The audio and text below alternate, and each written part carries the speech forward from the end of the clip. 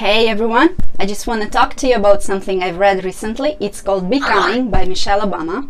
In this book, she openly talks about her childhood, her college years, meeting Barack Obama, challenges and joys of motherhood, and becoming the First Lady of the United States. My name is Irina, I teach English online, and in today's short video would like to share with you several phrases and expressions from Michele Obama's book to boost your vocabulary and to encourage you to read more in English. The language of becoming is simple and it draws the reader in from the very first lines. The plot is dynamic and cyclical, and sometimes it's full of meticulous details about your past. So when I was reading, I was just wondering, how come she remembers all that stuff? Anyway, I enjoyed reading it because it made me remember my several days spent in Chicago in 2011 when I was a Fulbright scholar and the Obamas were leading America. It was a very cold winter with huge piles of snow, and I got to understand why Chicago is called the Windy City. If it hadn't been for my hospitable hosts, Glenn and Ann Deckard, greetings and my love to you, I would have got lost and I would have been frozen there. Are they ordinary? A little bigger than ordinary. They're nice homes, but not like some of those others we passed. See, some of them were probably like this, and then they made them into this. So they made 2 stories out of them. Never heard of that. As a Fulbright scholar, I also had a chance to visit Washington, D.C. and volunteer for s.o.m.e. There are a couple of references to this city in the book as well, so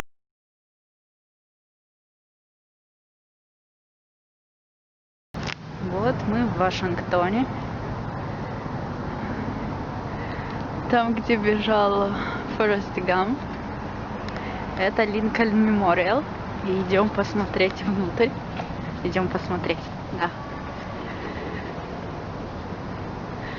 Здесь водичка, но очень-очень видно.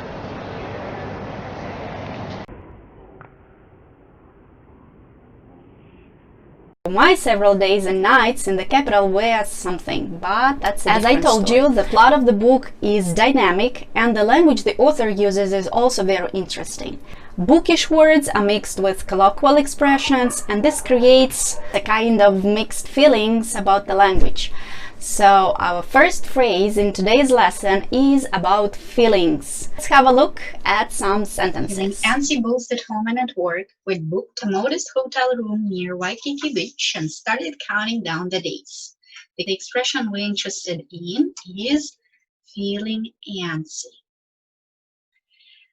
Antsy is an adjective. It's informal and used mostly in American English, and it means that you are nervous, worried, are unable to relax, you are stressed, you can feel antsy, you can be antsy, you can get antsy, you can seem antsy. And if we look at these examples, come on, what's the matter with you? You're also antsy.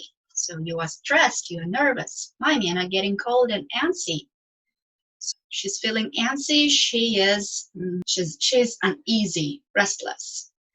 What's wrong with you? You seem antsy. So you can also be antsy or seem antsy when you have been waiting for a long time, so you are bored and you start feeling antsy.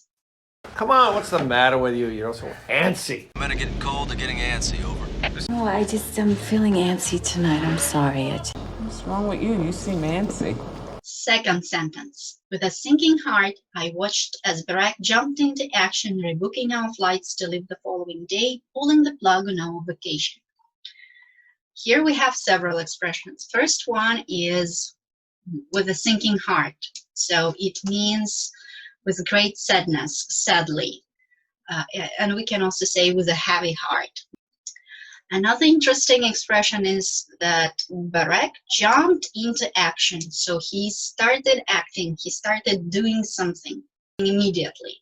So it's a kind of idiomatic set phrase. Jump into action means act immediately. And one more interesting expression is to pull the plug. To pull the plug on our vacation means, so like he pulled the plug on our vacation, he stopped vacation. Discontinued it. And this last expression can be used in several situations. So for example, you can pull the plug on a vacuum cleaner or on any electric device, and you see our first picture demonstrates how it's done in action. So you just pull the cord out of the socket. So you pull the plug on a vacuum cleaner, disconnect it. You can pull the plug on several initiatives, means like you stop several initiatives. This COVID situation, pull the plug on my vacation, right? So you pull the plug on your trip or vacation, just stop from happening. You can pull the plug on remodeling, and like it's on hold. You stopped it, you paused it for some time. So the financial support has stopped, and that's why you are pulling the plug on something. So when you pull the plug on someone, if you pull the plug on grandma, you discontinue the life, pull all the tubes and things connected to her system, which results in a death. Wait, so you're gonna pull the plug on the remodel? Yeah. Do you think you could pull the plug on someone if you needed to? Another interesting sentence. I could nail it, I thought, if I wasn't overburdened with superfluous meetings and could be given the leeway to manage my own time, working from home when I needed to, dashing out of the office for a daycare pickup or a pediatrician's visits when necessary. Interesting sentence, useful phrases. First one is nail it. It's informal phrase and it comes from sport vocabulary. And it means that you manage to accomplish something successfully. You complete something in a perfect way, so you nail it. Come on, John, nail it!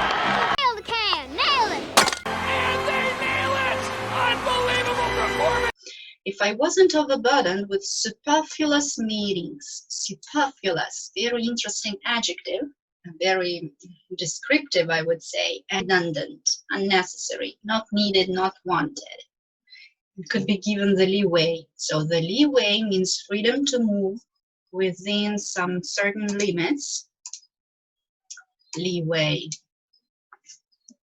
So you can give someone a leeway, you give them permission, you give them freedom to do something. But knowing it's been considered gives me leeway to press certain men for something in return. I know he's got some legit businesses, but look, I'll tell you guys everything I know, but you gotta give me a little leeway here. And the last sentence. In the meantime, I wasn't going to try to hide the messiness of my existence, from the breastfeeding baby to the 3-year-old in preschool, to the fact that with my husband's topsy-turvy political schedule, I was in charge of more or less every aspect of my life. Interesting expression, topsy-turvy political schedule.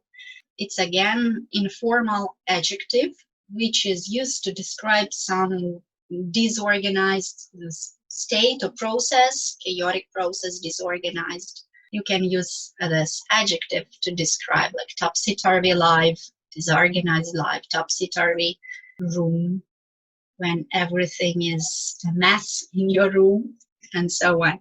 I must tell you, Dave, since we met, my life has got somewhat topsy-turvy. And if those topsy-turvy feelings have got you twisted inside out, think of the poet Rumi, who 800 years ago said, "All we really want is love's confusing joy." So let's try to reconstruct the original sentences. I will give you several minutes to remember the missing word from the expression. Again, you can stop and check yourself. If you have all of them correct, my congratulations, you nailed it. You are the winner. If not, anyway, extra practice will help. And let's see if you can do it on your own.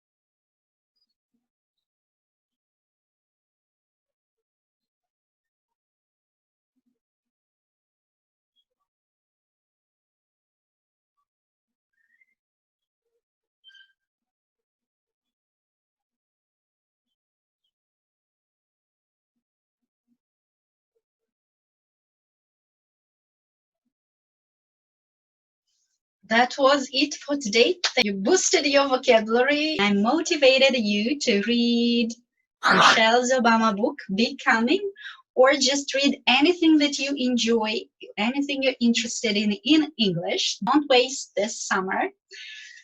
Subscribe to my channel, give me a thumbs up if it was useful, and stay tuned for the next episode. Bye-bye!